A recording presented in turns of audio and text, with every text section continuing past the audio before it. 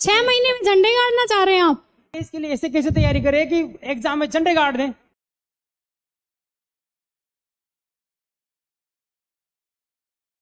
झंडे गाड़ने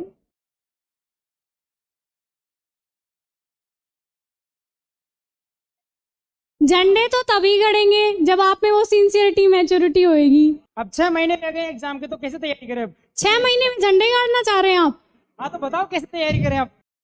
देखिए 6 महीने तो मुझे लगता है आपको डिमोटिवेट करने का मेरा बिल्कुल इरादा नहीं है, लेकिन यूपीएससी में आप सोचें कि 6 महीने में ही आप सब कुछ कर देंगे, तो मुझे लगता है कम से कम 1 साल 1.5 साल तो आपको चाहिए ही, कि आप एकदम सिंसियरिटी से और पूरी मेहनत से पूरा हार्ड वर्क कर रहे हैं, स्मार्ट वर्क कर रहे हैं, तो 1.5 साल 1 साल तो आपको चाहिए। 1 साल की प्रिपरेशन बस, और आधा में मतलब हाफ ईयर तो जब हम पेपर देते हैं उसमें ही हो जाता है। पहले प्रीलिम्स देते हैं, फिर मेंस देते हैं, फिर इंटरव्यू देते हैं, तो उसमें ही हो जाता है।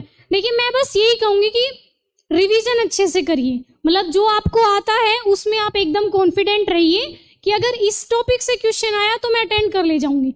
मेरा बेसिक इतना मैंने स्ट्रॉन्ग किया था कि मेरे को ये था कि प्रीलिम्स में अगर बेसिक से कोई क्वेश्चन आया ना, संसद पे, राष्ट्रपति पे, राज्यसभा पे, वल्नरेबल एनिमल्स पे, IUCN पे, इन पे कुछ भी आया तो मैं कर ले जाऊंगी। मतलब बेसिक वाला क्वेश्चन तो छोड़ना ही नहीं है, मुझे ये था, क्योंकि करंट थोड़ा सा डायनेमिक होता है। अगर आप खुद से प्रिपेयर कर रहे हैं तो शायद करंट मैनेज करना थोड़ा मुश्किल हो जाता है, लेकिन फिर भी ऐसा मैं बिल्कुल नहीं कह रही हूँ कि आपको करंट नहीं पढ़ना है, लेकिन मैं बस इतना कह रही हूँ कि जिस चीज़ में आप एकदम कंफर्टेबल हैं उस पे मतलब ऐसी कमांड कर लीजिए कि वहां से कुछ भी क्वेश्चन आएगा तो आप अच्छे से कर लेंगे। कोई इंग्लिश अखबार पढ़ना नहीं आता, वो क्या करे? पढ़ना नहीं आता? हाँ। पढ़ना तो सीखना पड़ेगा।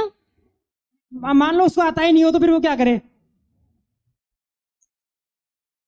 हिंदी का पढ़ लीजिए आप। मैम हिंदी का काम नहीं आता ना अखबार इसमें। हिंदी का मतलब करंट कहाँ से पढ़े? मैंने बताया अभी कि देखिए मैं द हिंदू पढ़ती थी, ऑलमोस्ट टॉपर्स ये रिकमेंड करते हैं या तो आप द हिंदू पढ़ो या इंडियन एक्सप्रेस पढ़ो, लेकिन अगर आप इंग्लिश का नहीं पढ़ रहे हैं तो उसको एनालाइज देख लीजिए। एनालिसिस तो हिंदी में होता है, वो तो आपको समझ में आएगा। या हिंदी भी नहीं आती है? नहीं मैम वो तो आती है। आती है ना? Yes ma'am. तो एनालिसिस देख लीजिए। Thank you so much ma'am.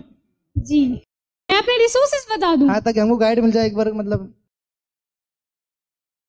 देखिए रिसोर्सेज तो मेरे और भी जगह बहुत कोई हो जगह सकता है जैसे हमसे कोई चीज छूट रही हो और आपने वो पढ़ी हो तो हम उसको कवर कर ले अगर टाइम मिला तो।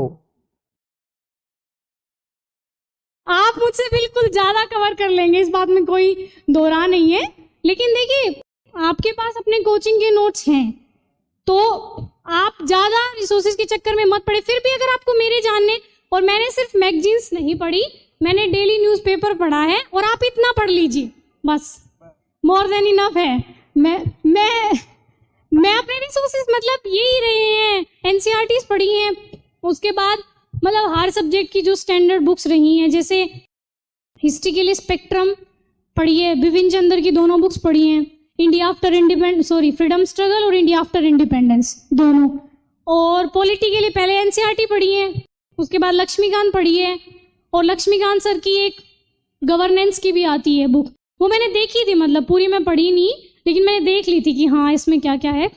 और उसके बाद ज्योग्राफी के लिए माजिद हुसैन सर, पहले तो NCERT सबकी, उसके बाद माजिद हुसैन सर, लेकिन वो थोड़ी सी मोटी बुक है और थोड़ा सा पढ़ना होता है डिफिकल्ट, तो मैंने उसमें से सेलेक्टेड पढ़ा था मतलब, और मैंने ऑनलाइन भी बहुत पढ़ा था, मतलब जो टॉपिक मुझे समझ में नहीं आता था वो मैं ऑनलाइन कवर कर लेती थी, मतलब काफ़ी टाइम लगाती थी। अगर एक टॉपिक समझ में नहीं आ रहा है तो मल्टीपल मतलब सोर्सेज से, लेकिन मैं कवर कर लेती थी।